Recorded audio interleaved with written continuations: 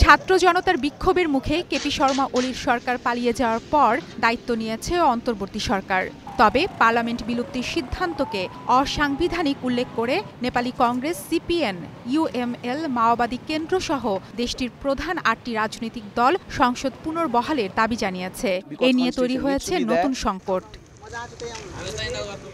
দলগুলোর অভিযোগ, পার্লামেন্ট বিলুপ্ত ঘোষণা করে প্রেসিডেন্ট রামচন্দ্র পৌডেল যে পদক্ষেপ নিয়েছেন তা আদালতের রায়ের দৃষ্টান্তের পরিপন্থী।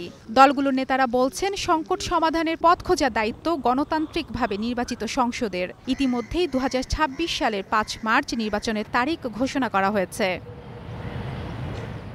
নেপালে ছাত্র জনতার এই বিক্ষোভে এখন পর্যন্ত প্রাণ হারিয়েছেন অন্তত ৫১ জন, আহত হয়েছে ১৫০০, পালিয়েছে ২০০০-এর বেশি কয়েদি, লুট হয়েছে বহু অস্ত্র।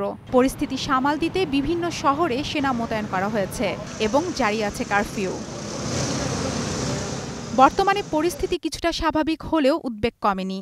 তরুণ প্রজন্ম বড় প্রত্যাশা নিয়ে তাকিয়ে আছে অন্তর্বর্তী সরকারের প্রধানমন্ত্রী সুশীলা কার্কির দিকে। তার কাঁধে এখন রয়েছে বেশ কিছু বড় দায়িত্ব, বিশেষ করে ৬ মাসের মধ্যে নির্বাচন আয়োজনের পাশাপাশি আইন শৃঙ্খলা পুনঃপ্রতিষ্ঠা করা সহ নাগরিকদের আস্থা ফিরিয়ে আনা।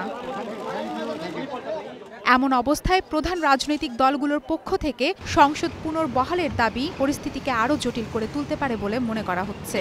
বিশ্লেষকদের মতে, এই দাবির বাস্তবায়ন নিয়ে সরকার ও বিরোধী দলগুলোর মধ্যে নতুন করে দ্বন্দ্ব তৈরি হতে পারে, যা সামগ্রিকভাবে দেশের স্থিতিশীলতা পুনঃপ্রতিষ্ঠার পথে বড় চ্যালেঞ্জ হয়ে দাঁড়াবে। মারফতুন রুচি, স্টার নিউজ।